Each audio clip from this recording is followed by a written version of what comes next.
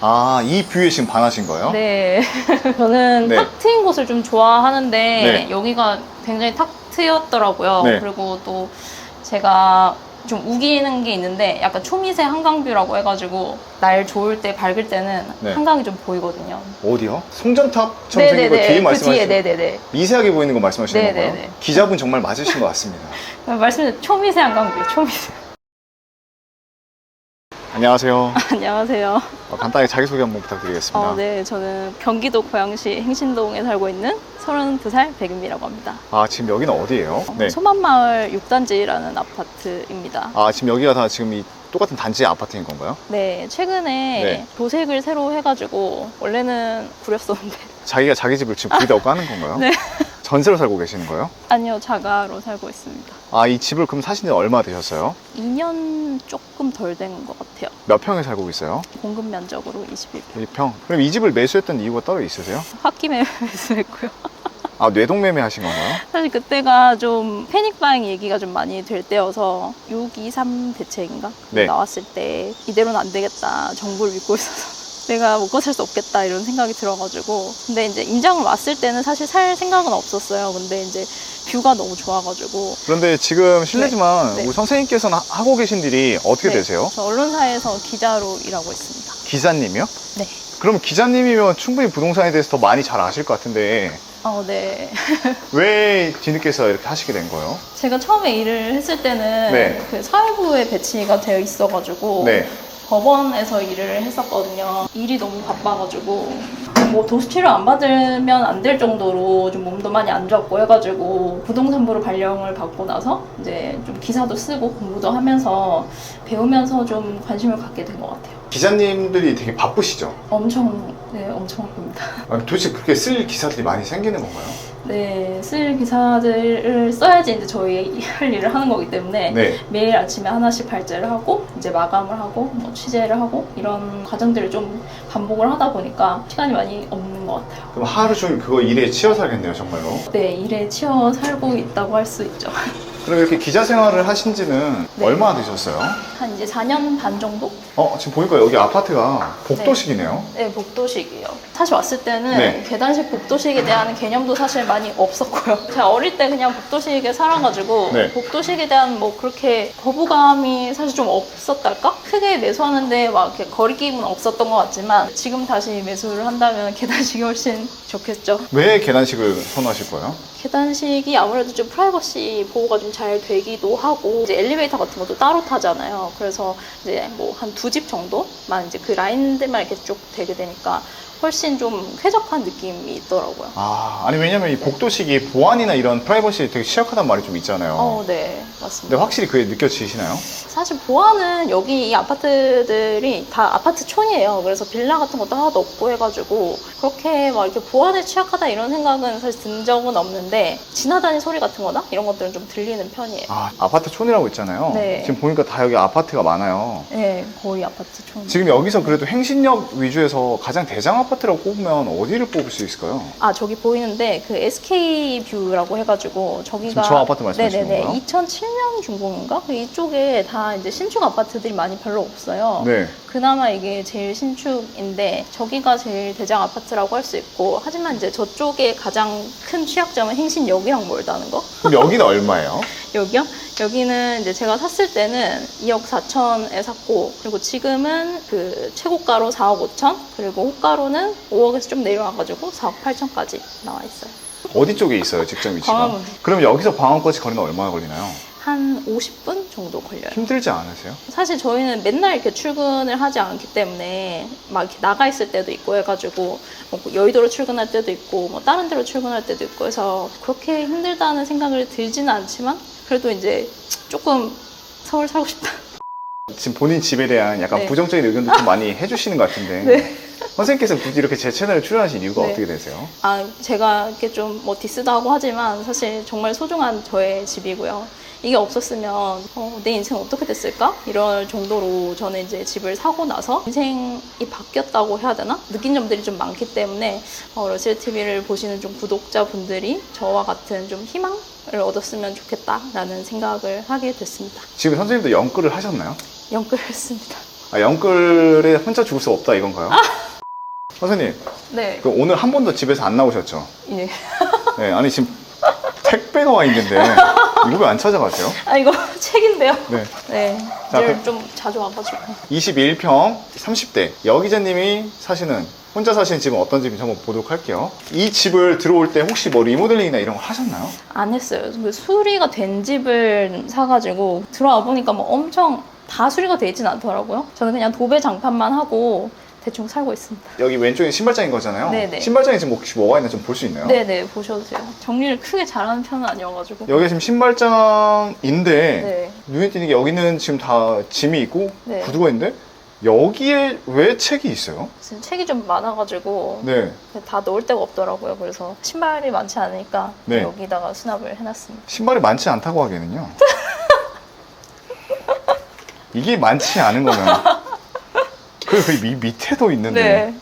보니까 여기 책도 있고 또 오늘 또 책을 또 주문하셨잖아요. 아, 네. 원래 기자님이 이렇게 책을 좀 좋아하시는 건가요? 네, 책 좋아합니다.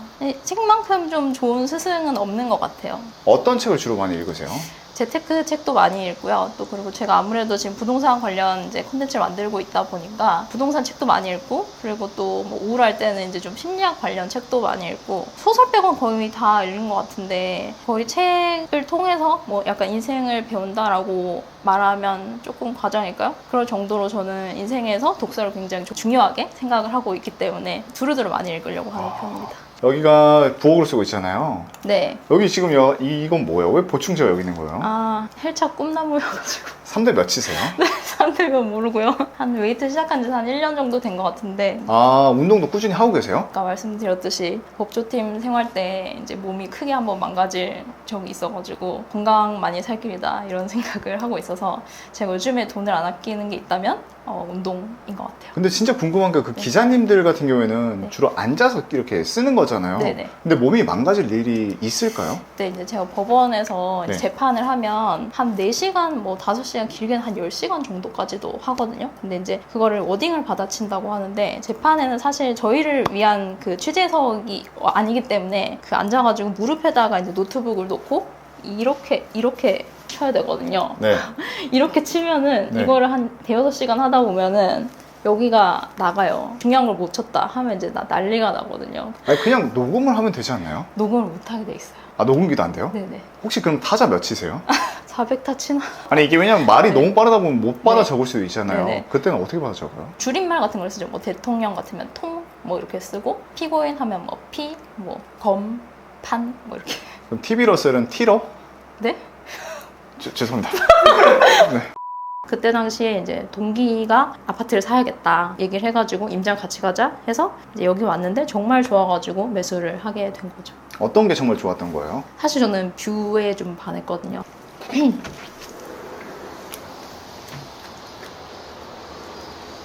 아, 이 뷰에 지금 반하신 거예요? 네. 우리 선생님 되게 독특한 취미가 있으시네요. 아, 왜요? 이런 기찻길 뷰를 좋아하시네요. 아니, 저는 네. 탁 트인 곳을 좀 좋아하는데 네. 여기가 굉장히 탁 트였더라고요. 네. 그리고 또 제가 좀 우기는 게 있는데 약간 초미세 한강뷰라고 해가지고 네. 저기 날 좋을 때 밝을 때는 네. 한강이 좀 보이거든요. 어디요? 송전탑처럼 생긴 거 뒤에 그 뒤에, 말씀하시는 네네네. 미세하게 보이는 거 말씀하시는 네네네. 건가요? 기자분 정말 맞으신 것 같습니다. 말씀드린 초미세 한강뷰, 초미세. 그럼 이러한 뷰 때문에 지금 이 집을 사게 되신 거예요? 네. 근데 선생님 그때 나이가 몇 살이었어요? 그때 나이 30이었습니다. 30살에 네. 2억 4천만 원짜리 내 집 사는 게 솔직히 쉬운 건 아니거든요. 네. 한 번도 내가 집을 사본 적이 없었잖아요. 네네. 그리고 또 문제가 뭐냐면 행신이라고 하면 어찌됐건 서울이 아니에요. 네. 그러면 그때 젊은 나이 때는 너무 멀어. 아, 네. 그리고 집값 떨어지면 어떻게 서울도 아닌데 네네네. 그리고 27년 된 아파트인데 네네. 그런 부정적인 생각이 더 많이 떠올랐을 것 같거든요. 그런데도 어떻게 그 모든 걸 극복하고 사게 되신 거예요? 그것도 사실 독서 때문이거든요. 네. 그러니까 그때 이제 좀 제가 읽었던 부동산 기초서에는 다들 특히 젊은 사람들이 눈이 너무 높아가지고 뭐 방 3개, 화장실 2개 나는 그런 데서 시작을 해야 돼라는 이야기를 굉장히 많이 하면서 이쪽으로 올라가려면 여기서부터 시작을 해야 이쪽으로 빨리 갈 수가 있거든요. 근데 이걸 안 거치려면 가시려고 하니까 여기도 못 가는 거예요. 그렇다는 이야기를 저는 책에서 읽었어가지고 아 그러면 나는 빨리 가려면 여기로부터 먼저 시작을 해야겠구나 생각을 했었고, 사실 저도 서울을 굉장히 벗어나기 싫어했던 사람 중에 하나지만 그래도 젊었을 때 고생을 해야겠다라는 생각이 들었고, 그리고 21평에 혼자 살면 이게 고생인가? 라는 생각도 들더라고요. 그래서 내 나름대로 이제 몸테크를 하러 간다라는 생각으로 했고, 지방에서 서울에 일을 하러 올라온 사람들은 빨리 좀 정착을 하고 싶은 욕망도 있어요. 그럼 이자는 얼마 정도 나와요? 이자가 주담대 원리금 해가지고 한 62만 원? 그거밖에 안 나와요? 네. 제가 대출금이 1억 6천만 원이고 그때 당시에 이자가 2.25%인가? 그 정도였어요. 여기 이사 오시기 전에 어디 사셨어요? 공덕에 살았었어요. 원룸에 사셨나요? 네네. 원룸이 2천에 50. 직장 가까운 공덕에 2천에 50만 원짜리 원룸하고 한 1시간 걸리더라도 이렇게 먼 영끌에서 온 집 어디가 더 낫죠? 여기가 훨씬 낫죠. 한 10,000배는 낫다고 말씀을 드릴 수 있을 것 같아요. 그때 그 순간의 선택이 또 지금 많은 걸 바뀌었네요. 네, 그래서 제가 생각을 해요. 이 집이 없었으면 나는 지금 어떤 모습으로 살고 있었을까? 절대 이 같은 여유로운 모습은 아니겠다라는 생각이 들어요. 선생님, 지금 여기가 네, 경의선이잖아요. 네네. 그러면 가장 우려되는 부분은 지하철 소음. 실거주자 입장으로서는 어때요? 새소리 좀 열어놓으면 사실 좀 들리긴 하거든요. 네. 근데 저는 사실 백색 소음을 좀 좋아하는 편이어서 네. 열어놓고 생활을 하고요. 그리고 또 이게 샤시가 돼 있는 집에 들어와서 닫으면은 전혀 소리가 들리지 않아요. 그래서 네, 사는데 그렇게 지장은 없는 것 같아요. 지금 보세요. 기차가 지나가고 있습니다. 지하철이. 이 열차를 타고 출퇴근을 많이 하시는 건가요? 네네. 그리고 여기가 네. 반대쪽으로 가면은 빨간 버스를 탈 수가 있어요. 그래서 좀 이렇게 편의에 따라 좀 선택을 할 수가 있어서 여기를 선택했던 것도 있어요. 그러니까 교통도 편하고 또 조용하고 또 저렴한 금액에 네네. 살 수도 있고. 네. 근데 좀 아쉬운 게 하나 있거든요. 네. 저건 좀 블랙 앤 화이트인가요? 이거는 매매 계약서고요. 본인 그 집 살 때 그 계약서인가요? 네네. 네. 2억 4천만 원에 샀다고 나와 있어요. 2020년 11월 16일에 사신 거네요. 네네. 6월 달에 계약을 하고 이제 네. 16일 날 입주를 했어요. 전 매도인들 인적사항이네요. 네.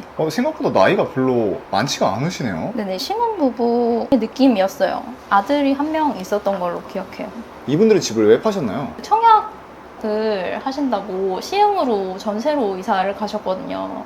근데 이제 저한테 말씀을 해 주시기로는 너무 이제 생각 없이 집을 매매를 했다, 덜컥 샀다 이래가지고 조금 더 신축 전세로 가가지고 청약에 도전을 해보겠다 해가지고. 근데 이분들이 그 4년, 그러니까 제가 등기 치기 전에 4년 전에 한 2억 1천만 원에 사셨거든요. 결과적으로 한 3천만 원의 시세 차익을 좀 남기신 셈인데, 그래서 저랑 같이 등기 쳤던 그 동기는 저보고 이제 가정 파괴범이라고. 왜요? 2년 동안 거의 아파트 값이 2배 정도 올랐으니까 너 때문에 팔았네, 네 잘못이네, 내 잘못이네 이렇게 할 거 아니냐. 너는 가정 파괴범이다 막 이렇게. 그 사고 나서 2020년에 사고 나서부터 아파트 값이 좀 나름 많이 올랐나 봐요. 많이 올랐어요. 그래서 지금은 한 시세가 4억 5천 정도가 되는데 거의 한 2배 가까이 되는 셈이죠. 그럼 4억 5천. 최근에 실거래가 얼마였어요?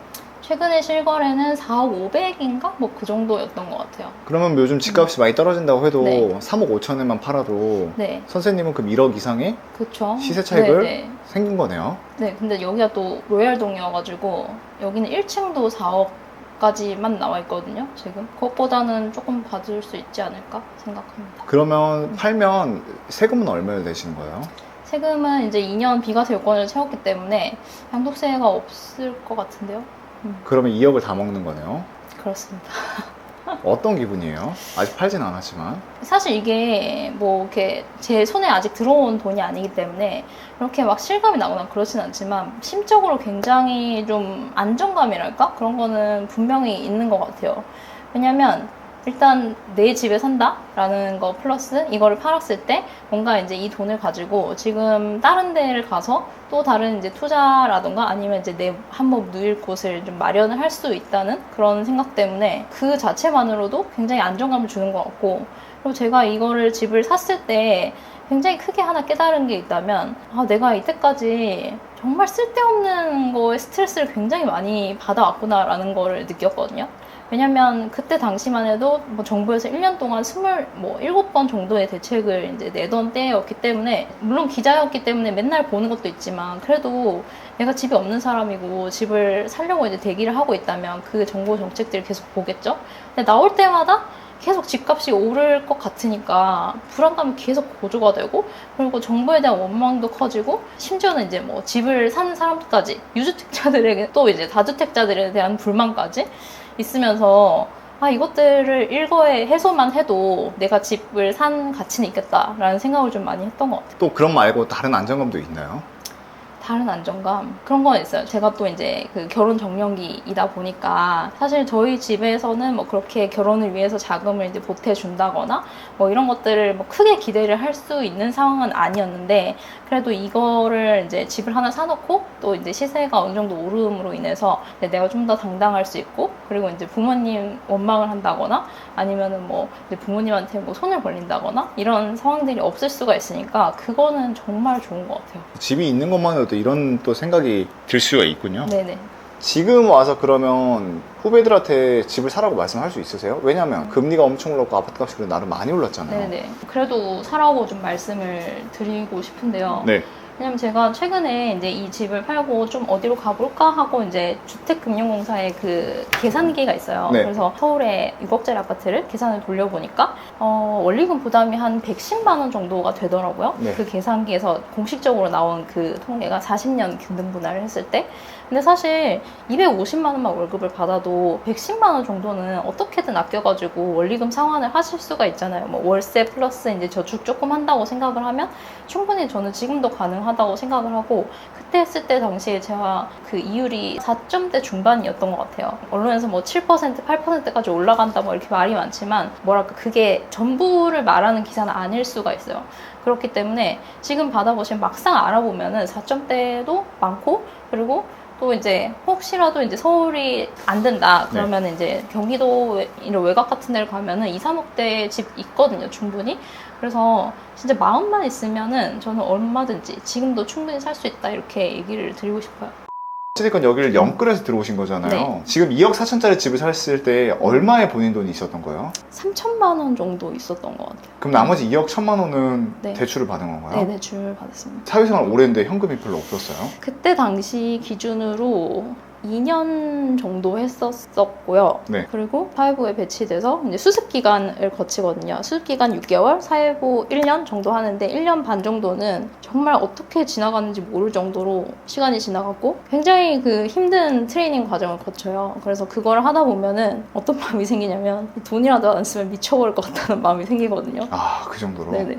가족들한테도 뭐 그냥 펑펑 다 쓰고 뭐 이렇게 그런 욜로 시절이 있었던 것 같아요. 그러면 서울에 전세를 왜 안 들어가시고 이렇게 매매를 해버리셨던 거예요? 그 집을 살 때쯤부터 시작해가지고 제가 재테크 책들은 꾸준히 좀 읽고 있었어요. 그리고 또 이제 뭐 부익남님이나 아니면 신사임당님 이렇게 뭐 유튜브도 막 열심히 보면서 이게 전세가 답이 아니구나라는 생각을 조금씩 하고 있었고, 그리고 그 와중에 이제 정부에서는 그때 대책을 계속 이제 내는데, 그때 당시 불인이 축에 놓였던 제가 봤을 때도 그렇고 회사의 데스크들이나 아니면 전문가들이나 말을 하는 것도 이건 아니다라고 계속 이야기를 하고 있는 상황이었기 때문에 지금이라도 사놔야겠다라는 생각을 좀 굳혔던 것 같아요. 그 영향력을 미쳤던 게 누구였나요? 박합수 위원님이라고 해가지고 네. 그 KB 국민은행의 부동산 수석 전문 위원님 계시거든요. 제가 굉장히 존경하는 분이신데 지금은 이제 건국대 겸임 교수로 가셨어요. 그분께서 이제 저희가 부동산부로 딱 발령을 받았을 때 이제 연구실로 초대를 하셔가지고 입지를 어떻게 보는지 기사를 쓰는 데에 대한 전반의 이론들을 좀 알려주셨어요. 너무 감사하게도. 그래서